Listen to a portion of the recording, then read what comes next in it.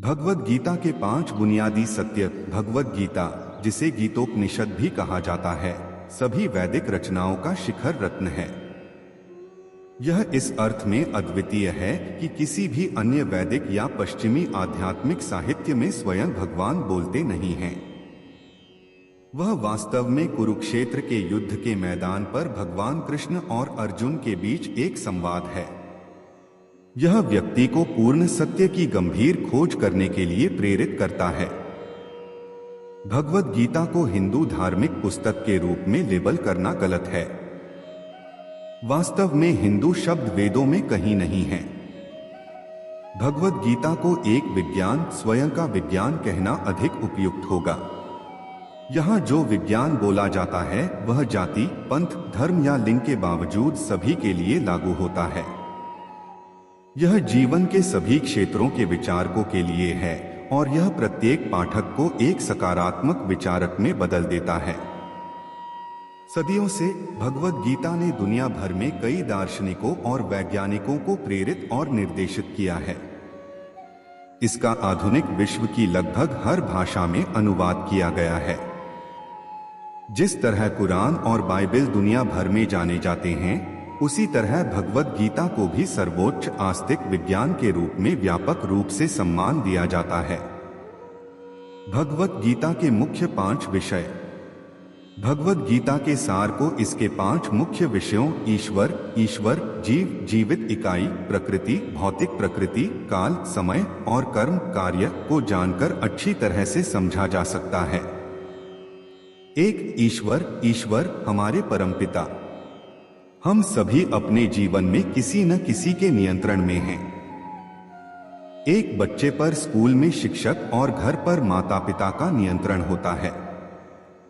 Office में किसी पुरुष या महिला पर बॉस का नियंत्रण होता है। यहां तक कि राज्य के मुखिया पर भी कई कारकों का नियंत्रण होता है। अंततः हर कोई प्रकृति और उसके नियमों के सख्त नियंत्रण में है। अधिक से अधिक प्रत्येक व्यक्ति पर प्रकृति के अचूक नियंत्रण का अनुभव किया जा सकता है। लेकिन प्रकृति में भी हम पूर्ण सुव्यवस्था देखते हैं। ऋतुएं समय पर आती हैं, सूर्य और चंद्रमा दिन के निश्चित समय पर दिखाई देते हैं और गायब हो जाते हैं। इस प्रकार कोई आगे पूछ सकता है, हर चीज का अंतिम नियंत्रक कौन है? भगवद गीता में भगवान कृष्ण घोषणा करते हैं कि वह हर चीज के परम स्वामी, नियंत्रक और भोक्ता हैं। वह बताते हैं कि भौतिक प्रकृति उनके मार्गदर्शन में कार्य कर रही है। घोषणा करता है कि संपूर्ण ब्रह्मांडीय अभिव्यक्ति उसकी इच्छा के तहत बार बार बनाई जाती है, बनाए रखी जाती है और नष्ट की जाती है। वह सभी आध्यात्मिक और भौतिक संसारों का स्रोत है। सभी भौतिक अभिव्यक्तियां उसी से उत्पन्न होती हैं और विनाश के समय उसी में प्रवेश करती हैं। जो कुछ भी चेतन या निर्जीव है वह उनकी किसी एक ऊर्जा का प्रकटीकरण है, भौतिक या आध्यात्मिक। अपने अव्यक्त रूप में वह हर चीज में व्याप्त हैं और सभी प्राणी उनमें हैं। वह समझाते हैं कि वह परमात्मा है जो सभी जीवों के हृदय में बैठे हैं, उन्हें याद रखने, समझने और भूलने की शक्ति देते हैं। घोषणा करता है कि किसी के लिए सर्वोच्च प्राप्य गंतव्य उसका निजी निवास गोलोक वृंदावन है। वह समझाते हैं कि कोई भी व्यक्ति केवल उनकी अनन्य भक्ति सेवा प्रदान करके ही इस धाम तक पहुंच सकता है। भगवद गीता बहुत स्पष्ट है कि भगवान न तो अमूर्त है और न ही निर्वैयक्तिक है। यह ईश्वर को सर्वोच्च व्यक्ति कृष्ण घोषित करता है। वह आलोचनात्मक या ईर्ष्यालु नहीं है, बल्कि एक प्यार करने वाला और प्यारा व्यक्ति है। भगवद गीता का सबसे मधुर पहलू यह है कि यह कृष्ण और उनके भक्तों के बीच संबंधों का महिमा मंडन करती है। कैसे वे बिना शर्त उनकी सेवा करते हैं और कैसे वह उनके साथ स्नेहपूर्वक व्यवहार करते हैं। 2. जीवित इकाई, जीव हम कौन हैं? हम में से लगभग सभी लोग अपनी पहचान उस शरीर से करते हैं जिसमें हम रहते हैं। हम स्वयं को पुरुष या महिला मानते हैं, पंजाबी या गुजराती, भारतीय या अमेरिकी, हिंदू या मुसलमान। लेकिन ये सिर्फ वो पहचान है जो हमारा शरीर मानता है। कभी कभी हम कहते हैं, आज मेरे शरीर में दर्द हो रहा है। कभी कभी हम कहते हैं, आज मेरा मन परेशान है। हम यहाँ किसके शरीर या मन की बात कर रहे हैं? क्या हमने कभी सोचा है कि यह वास्तविक मैं कौन है? इसी तरह जब कोई मर जाता है तो यह कहना आम बात है, वह मर गया। यदि शरीर ठीक हमारे सामने पड़ा है तो हम ऐसा क्यों कहते हैं? यह आत्मा ही है जो शरीर को ऊर्जा प्रदान करती है और उसे कार्यशील बनाती है। जब आत्मा शरीर छोड़ती है तो उसमें चेतना के कोई लक्षण प्रदर्शित नहीं होते। आत्मा को देखा या सुना नहीं जा सकता, इसे महसूस या महसूस नहीं किया जा सकता। केवल एक अनुमान के लिए यह कहा जाता है कि आत्मा आकार में बहुत छोटी है, बाल के 1000वें हिस्से जितनी छोटी। आत्मा की उपस्थिति को केवल उस चेतना के लक्षण से ही समझा जा सकता है जो वह भौतिक शरीर में उत्पन्न करती है। यह आत्मा ही है जो एक शरीर से दूसरे शरीर में विचरण या प्रवास करती है। आत्मा के एक शरीर से दूसरे शरीर में प्रवास की इस प्रक्रिया को पुनर्जन्म कहा जाता है। जब आत्मा एक शरीर से दूसरे शरीर में प्रवास करती है तो वह अपने साथ वर्तमान शरीर के विभिन्न संस्कार लेकर आती है। पुनर्जन्म की यह अवधारणा ही हमारे आसपास दिखाई देने वाले अंतरों को स्पष्ट कर सकती है। भगवद गीता में भगवान कृष्ण आगे बताते हैं कि प्रत्येक जीवित इकाई, जीव या आत्मा उनका शाश्वत अंश है। कृष्ण सर्वोच्च संपूर्ण हैं और हम उनके शाश्वत अंश हैं। हमारे सभी वर्तमान कष्ट हमारे जीवन के इस पहलू के प्रति हमारी तिरस्कारपूर्ण अज्ञानता के कारण हैं। उदाहरण के लिए, ताला खोलने वाली चाबी का अपना कोई अलग अस्तित्व नहीं होता। यदि हम इसे कहीं खो देते हैं तो कोई भी इसका उपयोग किसी भी उद्देश्य के लिए नहीं कर सकता है। 3 प्रकृति हमारी माता के समान। भौतिक प्रकृति और ईश्वर की तुलना सभी जीवों के माता और पिता से की जा सकती है। इस दुनिया में हम देख सकते हैं कि पिता बच्चे के साथ मां को भी गर्भवती करता है।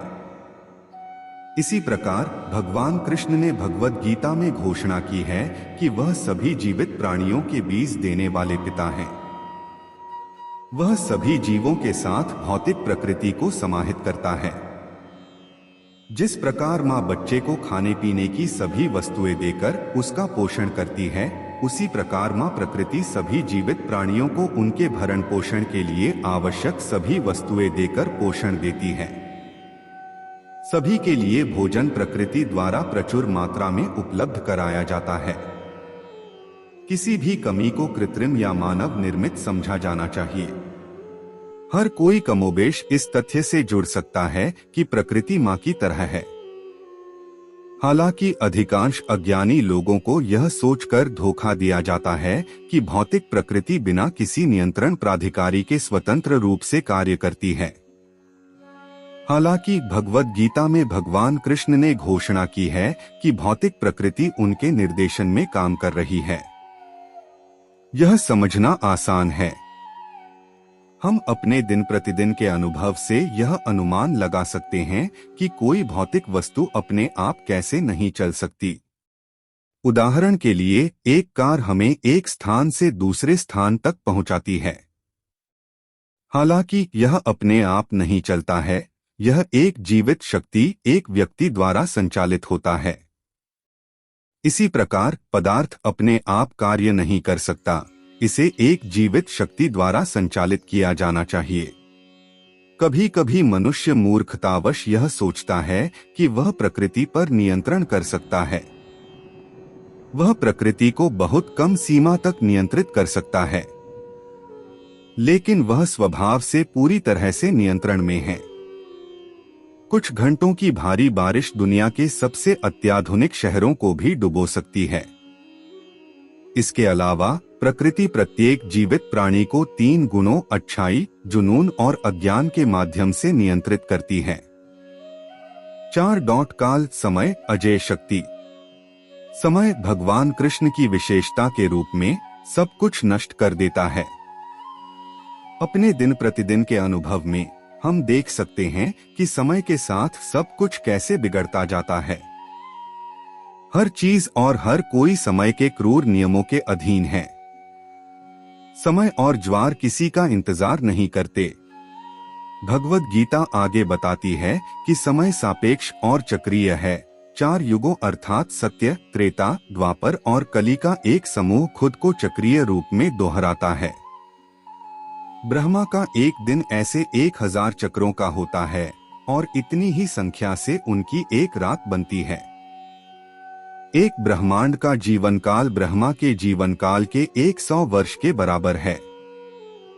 ब्रह्मा 311 ट्रिलियन और 40 अरब पृथ्वी वर्षों तक जीवित रहते हैं।